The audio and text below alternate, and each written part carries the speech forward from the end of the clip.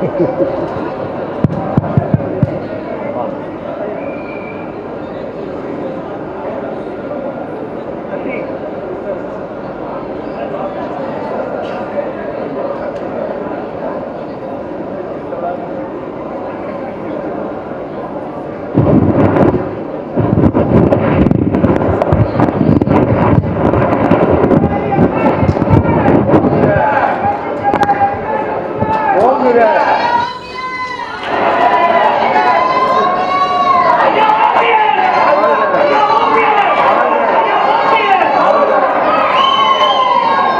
உட்காருங்க.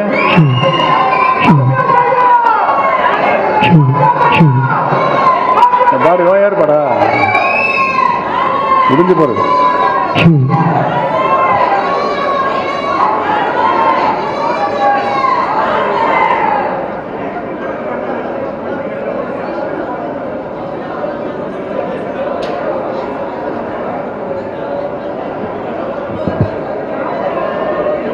கழகத்தினுடைய நிறுவன தலைவர் இதய தெய்வம் புரட்சி தலைவர் பொன்மனச்செம்மல் மக்கள் திலகம் எம்ஜிஆர் அவர்களையும் காலமெல்லாம் ஏழை எளிய மக்கள் மீது அன்பும் பண்பும் பாற்றமும் கொண்டு கழகத்தினுடைய காவல் தெய்வமாக நின்று பணியாற்றிய நம்முடைய அன்பு தெய்வம் இதய தெய்வம் புரட்சி தலைவி அம்மா அவர்களையும் வணங்கி இன்று இங்கு இப்பொழுது நடைபெற்றுக் கொண்டிருக்கின்ற அனைத்திந்திய அண்ணா திராவிட முன்னேற்ற கழக தொண்டர்களுடைய உரிமையை மீட்கின்ற குழுவாக பணியாற்றி கொண்டிருக்கின்ற நம் வரலாற்று இயக்கத்தினுடைய கூட்டமாக இன்றைக்கு நடைபெற்றுக் கொண்டிருக்கின்ற இந்த கூட்டத்திற்கு வருகை புரிந்திருக்கின்ற கழக தலைமை கழகத்தினுடைய நிர்வாகிகளை,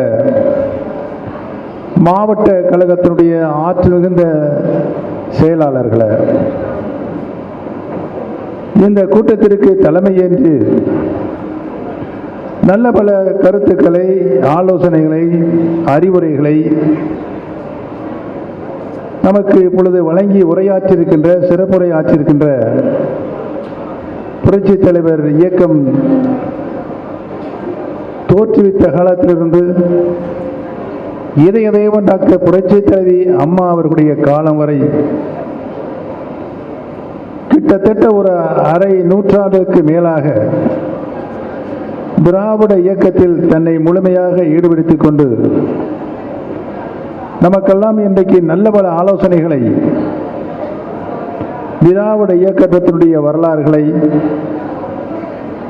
இந்த இயக்கம் தமிழகத்தில் காலூன்றுவதற்கு, ஆளுகின்ற இயக்கமாக வளர்வதற்கு உடனிருந்து பயணித்த தன்னுடைய முழு ஆற்றலையும் திராவிட இயக்கங்களுக்கு தந்த நம்முடைய கழகத்தினுடைய நல் ஆலோசகர், நம்முடைய நெஞ்சம் நிறைந்த அருமை தலைவர் அண்ணன் திரு பண்ருட்டி ராமச்சந்திரன் அவர்களை எனக்கு முன்னாலே நல்ல பல கருத்துக்களை எழுச்சியோடு இங்கு உரையாற்றி சென்றிருக்கின்ற கழக இணை ஒருங்கிணைப்பாளர், முன்னாள் அமைச்சர், இந்நாள் சட்டமன்ற உறுப்பினர், தென் மாவட்டத்தில் சோழ மண்டலத்தினுடைய தளபதியாக நின்று மாண்புமிகு அம்மாவுடைய புகழை, அம்மாவுடைய கீர்த்திகளை பறைசாற்றிக் கொண்டிருக்கின்ற அன்பிற்கினிய அருமை சகோதரர் திரு வைத்திலிங்கம் அவர்களை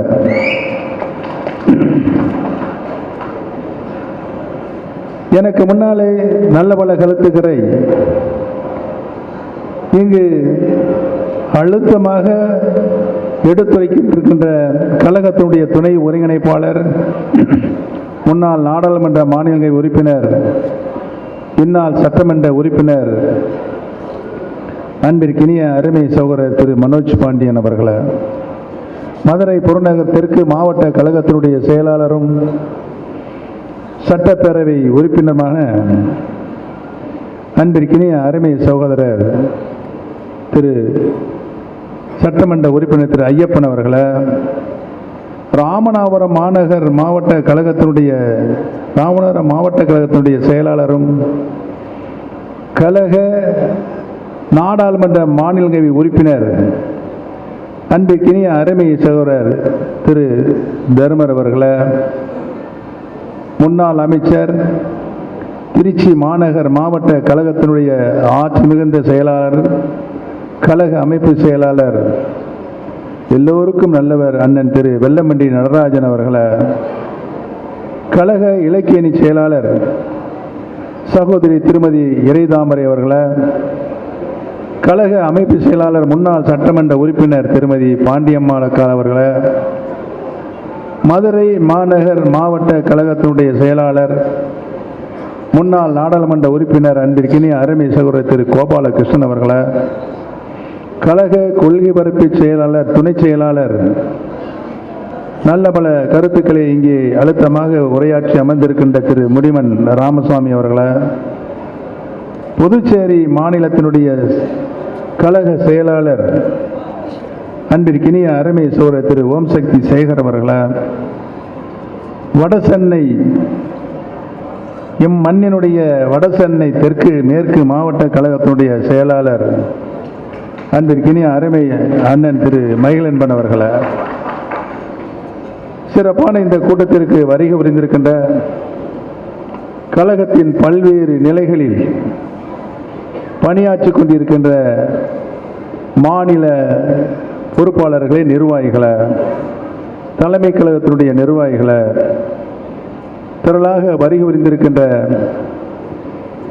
மகளிர் அணி சார்ந்த தாய்மார்களை, சகோதர சகோதரிகளை, உங்கள் அத்தனை பேர்களுக்கும் என்னுடைய பணிவான நன்றி கலந்த நல் வணக்கத்தினை இந்த நல்ல நேரத்திலே தெரிவித்துக் கொள்ள கடமைப்பட்டிருக்கின்றேன். திராவிட இயக்கத்தினுடைய பரிணாம வளர்ச்சியாக தந்தை பெரியார், பேரறிஞர் அண்ணா, புரட்சி தலைவர் எம்ஜிஆர், புரட்சி தலைவி மாண்புமிகு அம்மா அவர்கள் சமுதாய சீர்திருத்தத்திற்காக வாழ்ந்தவர், வரலாற்றை படைத்தவர் தந்தை பெரியார் அவர்கள். தமிழ் சமுதாயம் தலைநிமிர்ந்து நடப்பதற்காக வாழ்ந்து மறைந்தவர் பேரறிஞர் அண்ணா அவர்கள். ஏழை தாய்மார்களின் கண்ணீரை துடைப்பதற்காகவே வாழ்ந்தவர் இதய தெய்வம் புரட்சி தலைவர் எம்ஜிஆர் அவர்கள். இம்மூன்று தலைவர்களின் ஒப்பற்ற தலைவராக, நாடு போற்றுகின்ற நல்ல தலைவராக, நம் இயக்கத்தினுடைய காவல் தெய்வமாக நம்ம எல்லாம் காத்து இந்த இயக்கத்தை யாராலும் வெல்ல முடியாத இயக்கமாக உருமாற்றி தந்த இதய தெய்வம் புரட்சி தலைவி மாண்புமிகு அம்மா அவர்கள். நமக்கென்று திராவிட இயக்கத்தினுடைய மிகப்பெரிய வரலாறு இருக்கு. புரட்சி தலைவர் எம்ஜிஆர் அவர்கள் 1972 இந்த இயக்கத்தை உருவாக்கினார்கள். ஏன் உருவாக்கினார்கள்? ஏழை எளிய மக்கள், வாழ்க்கையின் அடித்தட்டு மக்கள், மேல்தட்டு மக்களுக்கு இணையாக தங்களுடைய வாழ்க்கை நடைமுறைகளை அவர்களுக்கு உருவாக்கி தர வேண்டும் என்றும், கழகத்தின் சார்பாக ஒரு அரசியல் இயக்கத்தை உருவாக்கி தந்திட வேண்டும் என்று அனைத்து இந்திய அண்ணா முன்னேற்ற கழகம் என்ற அந்த மாபெரும் இயக்கத்தை உருவாக்கினார். திராவிட முன்னேற்ற கழகத்தில் புரட்சி தலைவர் ஒரு அரை நூற்றாண்டுக்கு மேலாக அங்கு பணியாற்றி பல்வேறு நிலைகளில் பொருளாளராக, தான் நடித்த 100க்கு மேற்பட்ட திரைப்படங்களில் கழகத்தினுடைய கொள்கைகளை பறைசாற்றுவராக, விளம்பரப்படுத்துவராக, இப்படி அவருடைய நாட்களை பேரறிஞர் அண்ணாவினுடைய இதயக்கனியாக திராவிட முன்னேற்ற கழகம் 1967 தமிழகத்தில் ஆட்சி பொறுப்பை, ஆட்சி கட்டிலில் அமர்வதற்கு புரட்சி தலைவர் எம்ஜிஆர் தான் மூல காரணம் என்று அண்ணாவே நெஞ்சம் நிகழ்ச்சியோடு அந்த சட்டமன்ற தேர்தலில் வெற்றி பெற்று அண்ணாவை பாராட்ட சென்ற சட்டமன்ற உறுப்பினர்களையும் திராவிட முன்னேற்ற கழகத்தினுடைய தலைவர்களையும் பார்த்து, அண்ணா, உங்களுடைய வாழ்த்துக்களை பெறுவதற்கு ஒரே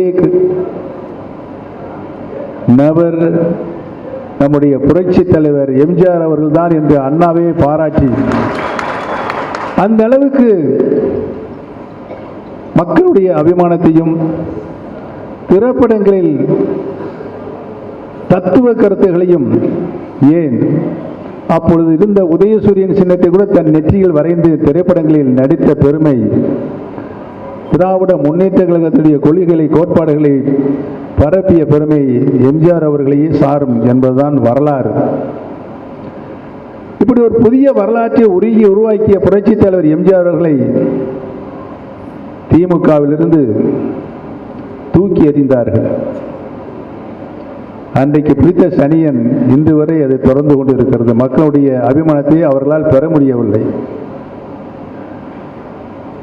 அப்பொழுது அவர் மனதிலே உதித்திருக்கும் என்று நினைக்கிறேன். லட்சக்கணக்கான உறுப்பினர்கள் கொண்ட அப்பொழுது இருந்த திராவிட முன்னேற்ற கழகத்தில் பொருளாளராக இருந்த என்னை 18 மாவட்ட செயலாளர்கள் கையொப்பமிட்டு விளக்குவதா என்று அவருடைய அடிமனத்தில் தோன்றிய எண்ணத்தின் அடிப்படையில் தான் அனைத்து இந்திய அண்ணா திராவிட முன்னேற்ற கழகம் உருவானது என்பதையும், உருவானது மட்டுமல்லாமல் கழகத்தினுடைய கொள்கைகளை, சட்ட விதிகளை அவர் உருவாக்கினார். சட்ட விதிகளை உருவாக்குகின்ற பொழுது மற்ற கட்சிகளுக்கெல்லாம் கீழிருந்து கிளைக்கழகங்களிலிருந்து, ஊரக உள்ளாட்சியிலிருந்து கிளைக்கழகத்திலிருந்து கிளைக்கழக செயலாளர்கள், பொறுப்பாளர்கள், பேரூராட்சி செயலாளர்கள், நிர்வாகிகள், நகர்மன்றத்தில் கிளைக்கழகங்கள் உருவாக்கப்பட்டு, மாநகராட்சி கிளைக்கழகங்கள் உருவாக்கப்பட்டு, தலைமை கழக நிர்வாகிகள் உருவாக்கப்பட்டு, அவர்கள்தான் கழகத்தினுடைய பொதுச் செயலராக தேர்ந்தெடுக்கின்ற ஒரு நடைமுறை இருந்தது. ஆனால் புரட்சி தலைவர் எம்ஜிஆர் அவர்கள் உலகத்திலேயே யாருக்கும் தோன்றாத அபூர்வ சக்தியாக முதலில் கழகத்தினுடைய பொதுச் செயலாளர் தேர்தல் நடைபெற வேண்டும். அந்த பொதுச் செயலாளர் பதவிக்கு அன்றைக்கு இருக்கின்ற உறுப்பினர்கள், கழகத்தினுடைய அனைத்து இந்திய அண்ணா முன்னேற்ற கழகத்தினுடைய அடிப்படை உறுப்பினர்கள், அவர்கள் தேர்தல் மூலமாக தேர்வு செய்யப்படும் என்று ஒரு சட்ட விதியை கொண்டு வந்தார்கள். 1.5 கோடிக்கு மேற்பட்ட தூய தொண்டர்களை கொண்ட அனைத்து இந்திய அண்ணா முன்னேற்ற கழகத்தில் அத்தனை பேர்களுக்கும் அந்தந்த மாவட்டங்களில் வாக்குகளை பதிவு செய்து, அதன் மூலமாக கழகத்தினுடைய பொதுச் செயலாளர் தேர்தல் மூலமாக தேர்வு செய்யப்பட வேண்டும் என்ற ஒரு புதிய நடைமுறையை தொண்டர்களின் இயக்கமாக, தொண்டர்களின் சக்தியாகத்தான் அனைத்து இந்திய அண்ணா முன்னேற்ற கழகத்தில் இந்த புதிய விதியை உருவாக்கினார்கள். சட்ட விதி 45. அதோடு மட்டுமல்லாமல் பின்னாலே வருவர்கள் தங்களுடைய வசதிக்கேற்ப சுயநலத்திற்காக இந்த சட்ட விதியை திருத்துவார்கள் என்று புரட்சி தலைவர் எம்ஜிஆர் அவர்கள் எண்ணித்தான் பெரிய சட்ட விதிகளை உருவாக்கினார்கள். அந்த சட்ட விதிகளெல்லாம் நேரத்திற்கு தகுந்த மாதிரி, காலத்தின் மாற்றத்திற்கு தகுந்த மாதிரி, அரசியல் மாற்றத்துக்கு தகுந்த மாதிரி திருத்தம் செய்து கொள்ளலாம் அல்லது ரத்து செய்யலாம் என்று அதிகாரம் வழங்கப்பட்டிருந்தார். ஆனால் ஒரே ஒரு விதியை மட்டும் திருத்தமோ மாற்றமோ ரத்து செய்யக்கூடாது என்ற விதி 45. அந்த விதியின்படி கழகத்தினுடைய பொதுச் செயலாளர் தேர்தல் நடைபெற்று அதை தேர்தல் ஆணையத்திற்கு அனுப்பி அவர்கள் அதற்கு அங்கீகாரம் தந்து, நீங்கள் மற்ற தேர்தலை கழக அமைப்பு ரீதியான தேர்தல்களை நடத்தி கொள்ளலாம் என்று அங்கிருந்து பதில் வந்ததற்கு பின்னால் கழக பொதுச் செயலாளர் தான் ஊரக உள்ளாட்சியிலிருந்து பேரூராட்சி, நகராட்சி, மாநகராட்சி வரை தேர்தல்களை நடத்துவது என்பதுதான் 50 ஆண்டுகால வரலாறாக இருந்தது. 50 ஆண்டுகால வரலாறாக இருந்தது. அப்படித்தான் புரட்சி தலைவர் எம்ஜிஆர் அவர்களும் கழக சட்ட விதிகளை மதித்து, புரட்சி தலைவி அம்மா அவர்களும் கழக சட்ட விதிகளை மதித்து, புரட்சி தலைவர் எம்ஜிஆர் அவர்கள் 3 முறை யாராலும் வெல்ல முடியாத முதலமைச்சராக தமிழகத்திலே வலம் வந்து நல்ல பல திட்டங்களை நாட்டு மக்களுக்கு அர்ப்பணித்த முதலமைச்சராக ஒரு சிறப்பான ஆட்சியை நாட்டு மக்களுக்கு அர்ப்பணித்தார்கள். மாண்புமிகு அம்மா அவர்கள் கழகத்தினுடைய பொதுச் செயலராக பொறுப்பேற்று 30 ஆண்டு காலம் இந்த இயக்கத்திற்கு வந்த வேதனைகள், சோதனைகள், இந்த இயக்கத்தை அழித்துவிட வேண்டும் என்று திமுகவும் அதனுடைய கூட்டாளி கட்சிகளும் செய்த அத்தனை சதிகளையும் முறியடித்து இந்த இயக்கத்தை யாராலும் வெல்ல முடியாத இயக்கமாக 6 முறை முதலமைச்சராக ஆண்ட கட்சி மீண்டும் ஆளுகின்ற உரிமையை 2016 மீண்டும் அம்மாவர் 32 ஆண்டுகளுக்கு பின்னால ஒரு வரலாற்றை பதிவு செய்தார்கள். அந்த வரலாற்றை பதிவு செய்த மாண்புமிகு அம்மா அவர்கள் ஓராண்டு காலம்தான் அவர்கள் உயிர் வாழ முடிய ஒரு துர்பாக்கிய சூழ்நிலை நிலவியது. 2017 நம்மை விட்டு பிரிகின்ற ஒரு சூழல் ஏற்பட்டது. அந்த சூழலில் பல்வேறு நிலைகளில் கழகம் பிரிவுபடக்கூடிய ஒரு சூழல் ஏற்பட்டது. அந்த சூழலிலும் மாண்புமிகு கழகத்தினுடைய தொண்டர்கள் அனைவரும் கழகம் ஒருங்கிணைய வேண்டும், இணைய வேண்டும் என்று அவர்கள் தந்த குரல், மக்கள் தந்த குரலின் அடிப்படையில் நாம் இணைந்தோம். திரு பழனிசாமி அவர்கள் தமிழகத்தினுடைய முதலமைச்சராக தலைவருடைய 100ஆண்டு விழாவை மாவட்டங்கள் நடத்தி கொண்டிருந்தார். நாம் தர்ம யுத்தத்தை தொடங்கி கழகத்தினுடைய நாமும் புரட்சி தலைவர் எம்ஜிஆருடைய 100ஆண்டு விழாவை 16 மாவட்டங்கள் நடத்தி முடித்து 17வது மாவட்டமாக கோயம்புத்தூரில் அந்த மாநாடை நாம் நடத்தினோம். கொங்கு பெல்ட்டுமே குலுங்கியது. அடுத்த நாள் காலைதான் அப்பொழுது நம்முடைய தர்ம யுத்தத்திற்கு தமிழக மக்களுடைய ஆதரவு 58% இருந்தது. ஆண்டு கொண்டிருக்கின்ற பழனிசாமிக்கு 4% தான் இருந்தது. தங்கமணியும் வேலுமணியும் என்னுடைய மகள் வீட்டில் என்னை வந்து சந்தித்தார்கள். ஆனால் கழகம் இப்படியே போனால் மிகப்பெரிய சரிவை சந்திக்க வேண்டியிருக்கும் என்று ரொம்பவும் பரிதாபப்பட்டு வருத்தப்பட்டு சொன்னார். நானும் அந்த கருத்தை ஏற்றுக்கொண்டு இணைய வேண்டும் என்ற நிலையை எடுத்தோம். இணைய வேண்டும் என்ற நிலையை எடுக்கின்ற பொழுது அன்றைக்கு முதலமைச்சராக இருக்கின்ற திரு பழனிசாமி அவர்கள் முதலமைச்சராக தொடர வேண்டும் என்றும் கட்சிக்கு என்னை நீங்கள் கட்சியை நடத்த வேண்டும் என்று அவர்கள்தான் இந்த அஜெண்டாவை கொண்டு வந்தார்கள். சரி, ஒரு முதலமைச்சர் அன்றைக்கு பதவியில் இருக்கின்றார், அவரை பதவியை கீழே இறக்கிவிட்டு அந்த பதவிக்கு நான் உள்பட யார் வந்தாலும் சரியாக இருக்காது, அதுக்குரிய மரியாதை முதலமைச்சருக்குரிய மரியாதையாக இருக்காது என்று நினைத்துதான் சரி என்று ஒப்புக்கொண்டோம். இணைவது என்று முடிவெடுத்து அடுத்த நாள் காலை 10 மணிக்கு இணைப்பு அறிவிப்பை வெளியிடுகின்ற பொழுது முதல் நாள் இரவு 12 மணிக்கு ஒருங்கிணைப்பாளர் கழகத்தினுடைய தலைவர் என்ற பொறுப்பு அப்பயே நான் முடிவை செய்து விட்டோம். கழகத்தினுடைய நிரந்தர பொதுச் செயலாளர் இதயம் டாக்டர் புரட்சி தலைவி அம்மா அவர்கள் தான் கழகத்துக்கு தலைமை தாங்குவர்கள் பொதுச் செயலாளராக இருக்கக்கூடாது, தலைவர் என்ற நிலையில் இருக்கலாம் என்று முடிவெடுத்தோம். சரி, அது முடிஞ்சு போச்சு. 12 மணிக்கு ஒரு அஜெண்டா கொண்டு வர்றாங்க.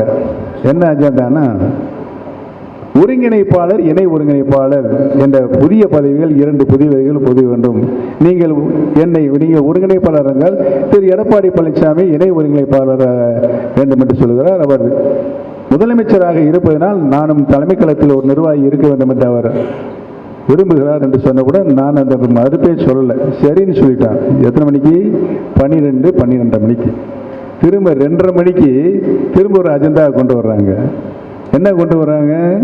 கழகத்தினுடைய அத்தனை முடிவுகளுக்கும் உத்தரவுகளுக்கும் 2 பேரும் கையெழுத்திட வேண்டும் என்று, ஒருங்கிணைப்பாளர் கையெழுத்திட வேண்டும் என்றும் இணை ஒருங்கிணைப்பாளர் கையெழுத்திட வேண்டும் என்று சொன்னார்கள். இது எப்படி சரியா இருக்கும்?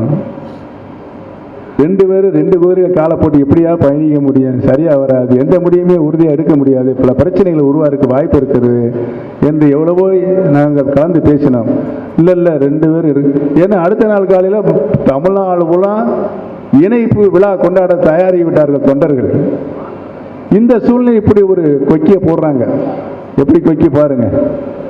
அந்த கொக்கியினாலதே இன்னைக்கு இப்போ நம்மளாம் இவ்வளவு நாங்கள்லாம் அவஸ்தைப்பட்டதுக்கு 4.5 வருஷம் காரணம். அதுக்கும் சரின்னு சொல்லி தொலைச்சோம். என்ன நடந்தது? 4.5 வருஷம் தன்னிடத்தில் இருந்த ஆட்சியின் அதிகாரத்தை கொண்டு எங்களை எல்லாம் ஓரங்கட்ட ஆரம்பித்தார். நான் பல முறை அவரிடம் அறைக்கே சென்று, ஏங்க என்னங்க எல்லாம் நம்மளாம் ஒரு கவர்மெண்ட்ல இருக்கேன், நீங்கள் என்னை டெப்டி சிஎம் வந்து பரிந்து சொன்னீங்க, நான் அந்த பதவியே வேணாம், கட்சியை மட்டும் பார்க்குறேன், என்னை ஆளை விடுது அப்படின்னு சொல்லி நான் முதலமைச்சராக இருந்தேன், இதெல்லாம் முடியாதுங்க அப்படின்னு சொன்னேன். எவ்வளோ வற்புறுத்தி சொன்னாங்க, முடியாதுன்ட்டேன். நான் போய் என்னை பிரைம் மினிஸ்டர் வர சொன்னார். நான் போய் பார்த்தேன். நான் சொன்னேன், அவருக்கு ஒன்றே சொன்னார், உங்கள் நிலைமையெல்லாம் எனக்கு தெரியும், தயவுசெய்து நீங்கள் டெப்டி சிஎம் ஏற்றுக்குங்க அப்படின்னு. இல்லை சார், நான் கட்சி மட்டும் பார்க்குறேன். நோ நீங்கள் அதிகாரத்தில் இருக்கணும், பவரில் இருக்கணும், அதனுடைய ரகசியம் பின்னால் நான் சொல்லி அப்படின்னு சொல்லிட்டாரு. சரி ரைட்டு அப்படின்னு சொல்லிட்டு இங்கே வந்து அவருடைய உதவி நம்மளுக்கு தேவைப்பட்டதுனால சரின்னு வந்தோம். 4.5 வருஷம் முழு தரமட்டத்துக்கு போய் ஒத்துழைப்பு. ஏதாவது ஒரு கையெழுத்து நான் போட்டு முடிச்சுட்டு அவர் கையெழுத்து போதுக்கு அனுப்பினேன்னா போட மாட்டார்.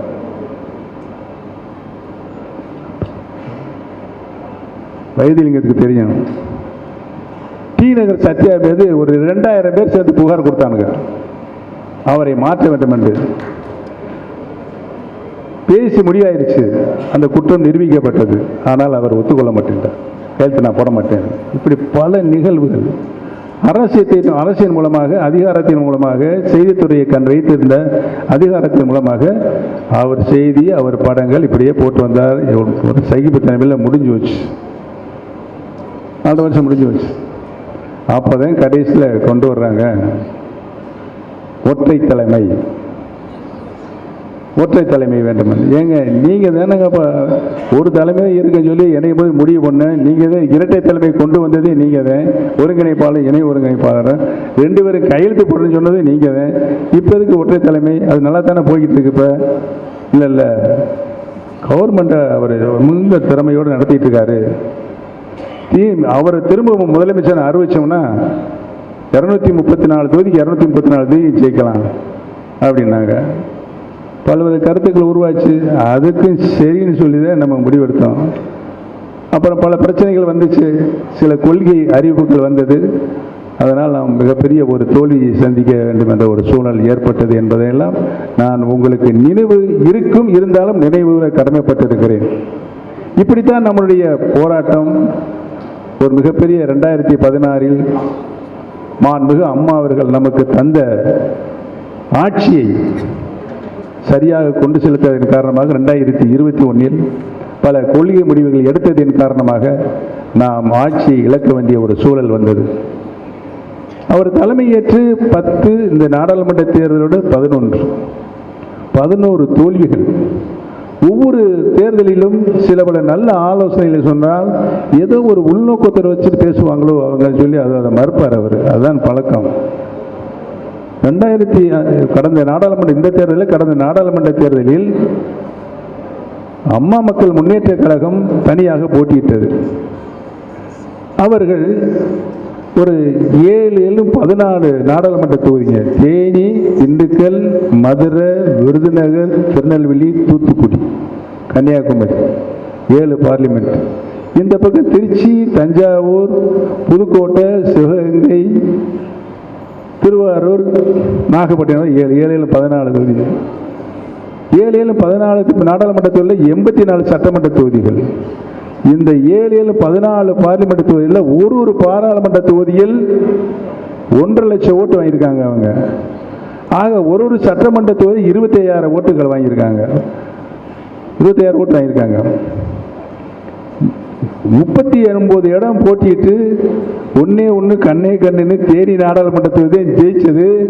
அந்த தொகுதியிலேயே அம்மா மக்கள் முன்னேற்ற 1,40,40,000 ஓட்டு வாங்கியிருக்கு. 1,40,40,000 ஓட்டு வாங்கியிருக்காங்க. இதைத்தான் முடிந்த அந்த 2001 சட்டமன்ற தேர்தலில் கூட்டணியுடைய பேச்சுவார்த்தை நடக்கின்ற பொழுது இன்றைக்கு இருக்கின்ற உள்துறை அமைச்சர், நம்முடைய மாநிலத்தினுடைய பாரதிய ஜனதா கட்சியுடைய பொறுப்பாளர் சந்தோஷ்ஜி, நான் திரு எடப்பாடி பழனிசாமி 4 பேரும் உட்கார்ந்து பேசுகின்ற பொழுது முதலில் எப்படி இருக்குன்னு சந்தோஷமாக கேட்டாங்க நம்ம உள்துறை அமைச்சர். நல்லா இருக்கு அப்படின்னு அவங்க சொன்னாங்க. உடனே அவர் சொன்னார், உங்களுடைய உளவுத்துறை என்ன ரிப்போர்ட் கொடுத்தாங்கன்னு எனக்கு தெரியும், அதுவும் வந்திருக்குது. மத்திய உளவுத்துறை மூலமாக நம்ம கூட்டணிக்கு மொத்தமே 75 சீட்டு தான் கிடைக்கும்னு அவர் சொன்னார். யாரு அப்பயே கணிச்சு சொன்னார், நம்ம கூட்டணி சார்பாகவே. இவர் பேசாமல் இருந்த, இல்லை நான் இப்போ தென் மாவட்டத்துக்கு போனேன், பூரா முக்குளத்தூர் பெல்ட்டு, ஏகப்பட்ட கூட்டம், எனக்கு வரவேற்பு, நல்ல வரவேற்பு அப்படின்னு சொன்னார். யாரு? திரு எடப்பாடி பழனிசாமி. நான் சொன்னேன், இல்லைங்க, இந்த 84 தொகுதியில் ஒவ்வொரு சட்டமன்ற தொகுதிக்கு 26 ஓட்டு இருக்குது. வெற்றி தோல்வியை நிர்ணயிக்கின்ற ஓட்டாக இருக்கும். அவர்களையும் சேர்த்து கொண்டால் உறுதியாக நாம் வெற்றி வரக்கூடிய வாய்ப்புகள் உருவாகும் என்று சொன்னேன். அவர் அது ஒத்துக்கிட்டாங்க. யார்? உள்துறை அமைச்சர் ஒத்துக்கிட்டு சரின்னு சொல்லிட்டு, நான் சொன்னேன் 200 ரூபா கொடுத்தா எவ்வளோ பெரிய கூட்டத்தையும் கூட்டலான்னு சொன்னேன். அப்போ ஒரு வார்த்தையை பேசிட்டேன், அதுக்கு ஒரு கோவம் வந்துருச்சு. எப்படி நீங்கள் அதை பேசலாம் அப்படின்னாரு. எல்லாம் சரி விட்டுருங்க, அது ஒன்று பேசிக்கிறேன்னு சொல்லிட்டு, சரி விடுங்க, பிஜேபிக்கு எவ்வளோ சீட்டு கொடுக்குறீங்களோ, தொகுதி கொடுக்குறீங்களோ, 20 தொகுதிகள் எனக்கு சேர்த்து கொடுங்க. நான் டிடிவி தினகரன் அவர்களை அழைத்து அவர்களை நான் என்னுடைய கூட்டணியில் சேர மாதிரி சேர்த்துக்கிறேன்னு சொன்னார். இல்லை அதெல்லாம் தர முடியாது அப்படின்ட்டார். 15 சீட்டு கொடுக்கலாம்னு கேட்டார், அது தர முடியான்ட்டார். 10 சீட்டு கொடுக்கலாமான்னு கேட்டார், அது தர முடியான்ட்டார். அப்போ தான் சொன்னார், அப்போ ஒரு ரகசியத்தை சொன்னார். சின்னம்மா அரசியலேருந்து விளையிருக்குன்னு நாங்கள் தான் சொன்னோம். அதன் கருதி அவங்க ஒத்துக்கிட்டு அரசியலேருந்து அறிக்கை விட்டாங்க, விளைவிக்கிறோம்னு சொல்லிட்டு. இன்றைக்கு சொல்கிறேன் கேட்டுங்க, இந்த தேர்தலில் ஓட்டுகள் செய்து நீங்கள் பிரிக்க வேண்டாம் என்று சொல்லி வாய்ப்புகள் நீங்கள் நிற்கலைன்னா அதிமுக செய்யக்கூடிய வாய்ப்புகள் இருக்குன்னு சொல்லி நான் டிடி விட்டு அவரை தேர்தலில் நிற்க வேண்டாம்னு சொல்லிடுறேன். அவரும் சரின்னு சொல்வார். ஆனால் அவர் ஒரு நம்பிக்கை பெறுவதற்காக 10 வாரிய தலைவரை அவருக்கு கொடுக்கலாமா, அந்த உறுதிமொழியை நான் அவருக்கு தரலாமான்னு கேட்டார். இல்லை அதெல்லாம் தர முடியாது, உறுதிமொழியாக தர முடியாது அப்படின்னு அவர் சொன்னதுனால டக்குன்னு ஃப்ளைட் எடுத்து போடுங்க, நான் கிளம்புறேன்னு சொல்லி கிளம்பி போட்டேன். முடிஞ்சு வச்சு அன்னைக்கு அதிமுக 2024 உறுதியாக தோல்வி அடையும் நிலை அன்றைக்கே உருவாயிடுச்சு. தோற்றம் இன்னைக்கு அதை அனுபவிச்சுட்டு இருக்கிறோம். எதிர்கட்சி தலைவர் என்ற முறையில் என்ன நடந்து கொண்டு இருக்கிறது? அம்மா எதிர்கட்சி தலைவராக இருந்தாங்க 2006. நான் 2 மாதம் என்னைக்கு அம்மா எதிர்கட்சி தலைவர் போட்டிருந்தாங்க, ஃபேஸ் பண்ணேன். அப்புறம் அம்மா என்னை கூப்பிட்டு பன்னீர், நானே எதிர்கட்சி தலைவராக இருந்துக்கிறேன், நீங்கள் துணைத் தலைவருங்க. 5 வருஷம் நான் எதிர்கட்சி துணைத் தலைவராக சட்டமன்றத்தை எதிர்நோக்கினேன். எதிலையும் சோட போகலை, நம்ம எதிலையும் சோட போகலை. இப்படி இருக்குன்ற பொழுது இன்னைக்கு இருக்கிற நிலைமை எப்படி பாருங்க. கட்சியில் இவ்வளவு சோதனைகளையும் தாங்கித்தான் இது முடிஞ்சிச்சா? என்ன கொண்டு வர்றாங்க? நாம் ஆசையோடு ஒரு உச்சபட்ச தகுதியை, பிரியத்தை மாண்புமிகு அம்மாவுக்கு கழகத்தினுடைய நிரந்தர பொதுச் செயலாளர் என்று கொடுத்தோம். அதை ரத்து செய்கிறார். எப்படி மனசு வர? அம்மாவுக்கு நிரந்தர பொதுச் செயலாளர் இவரை முடிசூட்டி கொண்டார் பொதுச் செயலாளராக. இந்த கழக சட்ட விதி இருக்க 45 எதிலையும் அதில் திருத்தம் செய்யக்கூடாது, ரத்து செய்யக்கூடாது இருக்கிற விதியை கழகத்தினுடைய சாதாரண தொண்டன் கூட ஒரு மனு எழுதி கொண்டு போட்டியிடலாம் கொடுக்கலாம். அதற்கு இருந்தது நிலைமை இருந்தது. என்ன நடந்தது? இவர் 10 மாவட்ட செயலர் முன்மொழியணுமா, 10 மாவட்ட செயலர் வழிமொழியணுமா, பொருளாளர் பொதுச் செயலாளர் பதவிக்கு போட்டிடுறவங்க 5 வருஷம் தலைமை கழக நிர்வாகியாக இருக்கணுமா? யார் போட்டியிட முடியும்? யார் போட்டி? நம்ம வேலுமணியே தங்கமணி அந்த மாதிரி தான் போட்டியிட முடியும். எடப்பாடி போட்டியிட முடியும், அவர் பையனா போட்டிடலாம், வேறு யாருமே போட்டியிட முடியாது. இவங்களுக்கெல்லாம் இப்போ எப்படி கொடுக்க, எவ்வளோ கொடுக்கறது முடியுமா? சாதாரண தொண்டனு கூட பொதுச் செயலாளர் பதவிக்கு வரலாம் நிலையை மாற்றி எந்த சட்டத்தை திருத்தக்கூடாது, ரத்து செய்யக்கூடாது என்று சொன்னார்களோ ரத்து செய்திருக்காங்க. பொதுக்குழுக்கெல்லாம் அதிகாரம் கிடையாது அதை ரத்து செய்யறதுக்கு. அதுலேயே இப்போ நம்ம வைத்திலிங்க சொன்ன மாதிரி அதுலேயே மாட்டிட்டாங்க.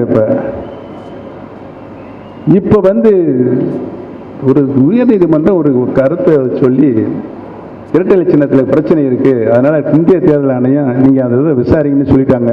இவருக்கு பொறுக்கலை. ஒன்று என்ன சொல்கிறாரு, இந்திய தேர்தல் ஆணையத்துக்கு அதிகாரம் இல்லை, விசாரிப்பதற்கு அதிகாரம் இல்லைன்றாரு.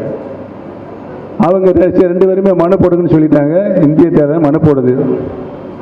என்ன மனு அவங்க போடுறாங்க, உயர் நீதிமன்றத்திற்கு இருக்கின்ற அதிகாரங்களும் இந்திய தேர்தல் ஆணையத்திற்கு இருக்குது, நிகரான அதிகாரம் அதுக்கு இருக்குது என்று இந்திய அரசியல் சட்டத்தில் படி இருக்கிறது என்று அவங்க மனு போட்டாங்க.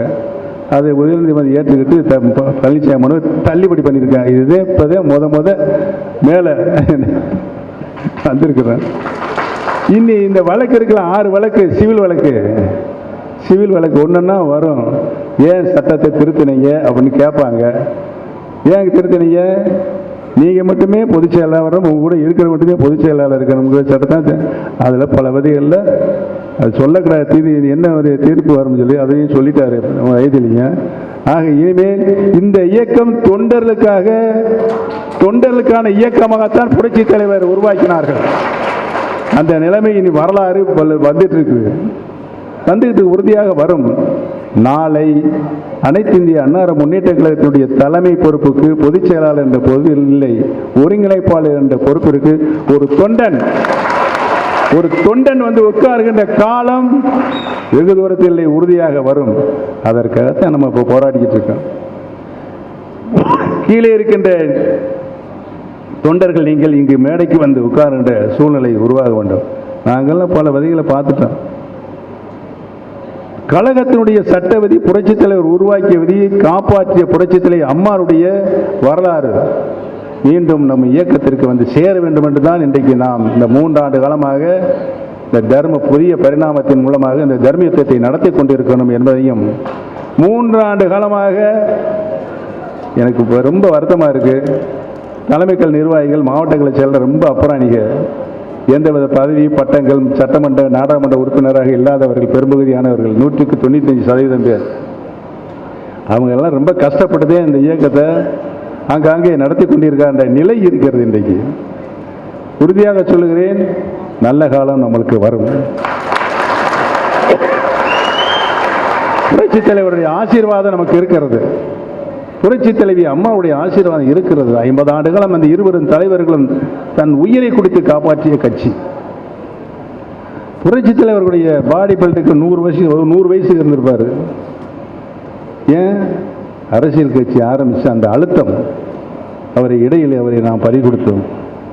மாண்புமிகு அம்மா அவர்களும் அவருடைய ஆரோக்கியமான வாழ்வு எங்களுக்கெல்லாம் தெரியும். எடுத்து காசு எடுத்து தண்ணி குடிக்கிறதில்ல ஒரு ஸ்டைலு, பேனா எடுத்து எழுதுறதில்ல. ஒரு பக்கத்துக்கு வந்து அதிகாரிகள், ஐஏஎஸ் அதிகாரிகள் 4-5 பேர் சேர்ந்து ஒரு லெட்டர் அடிச்சு வந்தாங்கன்னா அதில் 15-20 பிள்ளையை திருத்துவாங்க. புல் ஸ்டாம்ஸாமா இஸ்ஸு தட்டு வாசு பூராத்தையும் திருத்தி தான் கொடுப்பாங்க. அவ்வளோ ஒரு நுண்ணறிவு மாண்புமிகு அம்மா அவர்களுக்கு. அதனால அம்மாவோட 22 வருட காலம் நேரடியாக அம்மாவுடைய கவனத்திலே பணியாற்றிய வாய்ப்பை என் வாழ்நாளில் பெற்ற பெரும் பாக்கியமாக கருதுகிறது. அந்த அளவுக்கு மாண்புமிகு அம்மா இந்த இயக்கத்திற்கு பல்வேறு நிலையில் சோதனையில் அவருக்கு தந்த அழுத்தத்தின் காலம் அவர்களையும் இடையில் நாம் இழக்க வேண்டிய ஒரு துர்ப்பாக்கிய சூழல் ஏற்பட்டது. அம்மாவுடைய ஒரே கனவு சட்டமன்றத்தில் மாண்புமிகு அம்மா அவர்கள் அறிவித்தார்களே, நெகிழ்ச்சியோடு சொன்னார்கள். எங்களுக்கெல்லாம் கண் கலங்கிருச்சு அந்த நேரத்தில்.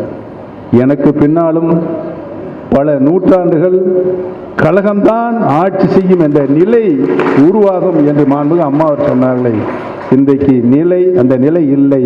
அந்த நிலை மீண்டும் மலர்வதற்குத்தான் நாமெல்லாம் இன்றைக்கு போராடி கொண்டிருக்கின்றோம் என்பதை மட்டும் நான் நினைவிலே கொண்டு, தொடர்ந்து எங்களுக்கு ஆதரவு தந்து இருக்கின்ற தலைமை கழக நிர்வாகிகள், தொண்டர்கள், மாவட்ட கழக செயலாளர்கள், பல நிலைகளில் பணியாற்றி கொண்டிருக்கின்ற நிர்வாகிகள் அனைவருக்கும் எங்களுடைய நெஞ்சார்ந்த நன்றியை இந்த நல்ல நேரத்திலே நான் தெரிவித்துக் கொள்ள கடமைப்பட்டிருக்கிறோம்.